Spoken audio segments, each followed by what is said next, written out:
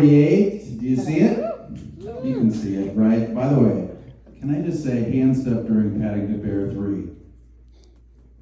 That's as good as it gets when you're in your movies.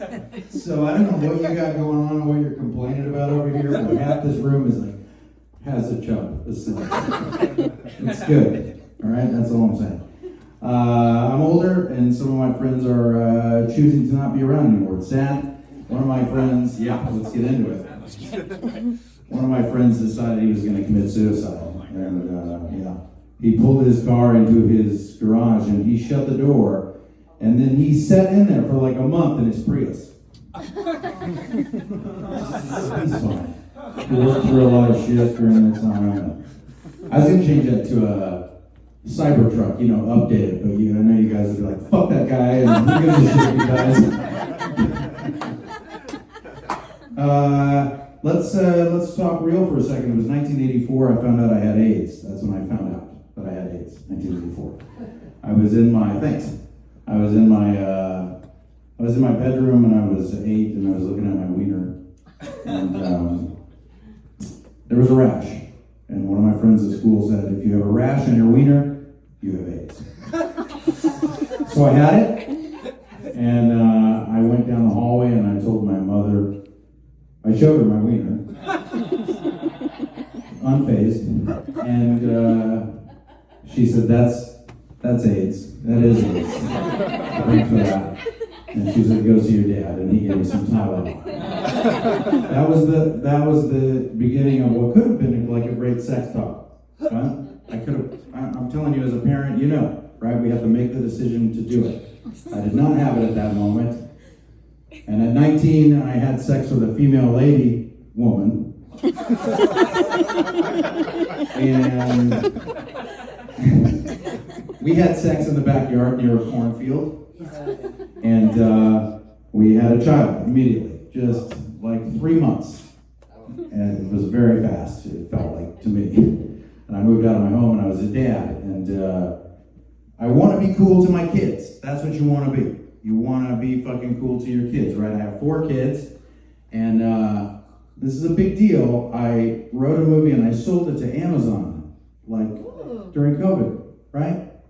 They would take anything during COVID. They were like, what are you doing? I was like, I'm mowing the grass with my Ring camera. They were like, put credits on it, we'll take it. But I was excited because I wanted my kids to be cool, or think I was cool, right? So I called them and I was like, guys, I did it, you want to watch? And they were like, what's your password for Amazon? I was like, son of a bitch. So I gave it to them, and they were like, really? That's offensive about mom? It doesn't matter. I'm not going to say what it is, but it's disgusting. We're not married anymore. It's fine. And I called them a week back, and I was like, what'd you think? Guys, what'd you think? And they were like, it's in our queue. Oh, all of you. Son of a bitch. Well, so I got remarried. Okay, that's the good news. I got remarried, thank you. And my wife is, thank you. I told that to somebody the other day, and they were like, whoa, 2 wives, congrats. I don't think that's how that works, but my new wife is such a nagger. Hard R, too. It's not good. And she was really angry at me because we have an 8-year-old son, and that's still at home. Everybody else is out of the house. And he did what is maybe the funniest thing I've ever seen in my life, and I didn't ground him, and she was pissed. We went out trick-or-treating for Halloween, and my son was a Vincent Van Gogh zombie. Very cute. Little ear cut off. It was nice. And we're walking down the street, and we see this guy. He was fat. Can I say fat? He was fat. Portly, large, he was fat. And he was in a full camouflage U.S. Army outfit. And my son goes, thanks for your service. And he was embarrassed, like, visibly. He was, no, I didn't serve. And my son goes, yeah, no shit.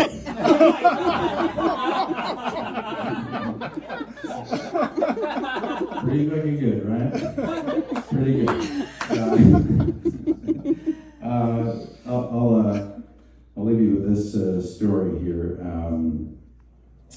My son came up to me a couple of days ago, and he said, Were you and Mom having a dance party after I went to bed the other night? It was very loud. Oh my gosh. And I was like, yeah, buddy, that's what we're doing. We're having a dance party. Mm-hmm. He was like, why don't you guys ever ask me to dance? Oh. Yeah, gross. And I was like, I'm going to be real honest with you, buddy. It's really hard to get your mom to dance these days. And my wife was in the kitchen and she overheard us.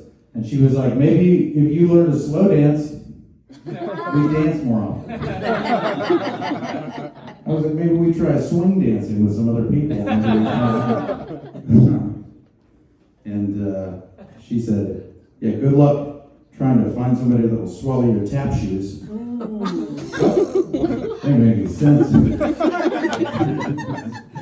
My son was like, this isn't about dancing, is it? All right, guys, is that my time? I'm going to call it there. You want 2 more minutes? Listen, I'm going to tell this joke, and I don't know where it's going, but I'm just going to say it out loud to you, okay? This is a tough one. My father just came to visit, and he is a construction company owner, okay? And he came to me and he was like, can I ask you something? And I was like, why are you whispering? This is weird. He was like, you live in California now, right? So I can just say this. And I was like, I don't know what that means. We're from the Midwest, okay? He said, I have a problem. I was doing an interview with somebody recently, this young man, and I realized about halfway through the interview that they were not a man. And I was like, okay. And he was like, I just have a few questions. And I was like, I don't know if I'm the appropriate person to ask, but go ahead, shoot it. So he says, so transportation, right? You're moving from one place to another. Transitional housing, like you get in it and then you go to college. And I was like, right. And he's like, so you're moving from point A to point B. And I was like, right. And he was like, so eventually, this person is just going to eventually be a woman, right? Just fully. And I was like, I think that's the idea. And he goes, okay. All right. He seemed satisfied with that. And I said, what are you going to hire her? And he was like, fuck no, it's a woman. We're not going to hire a woman. All right. I'm trying to thread that one. Thanks, guys. I appreciate it.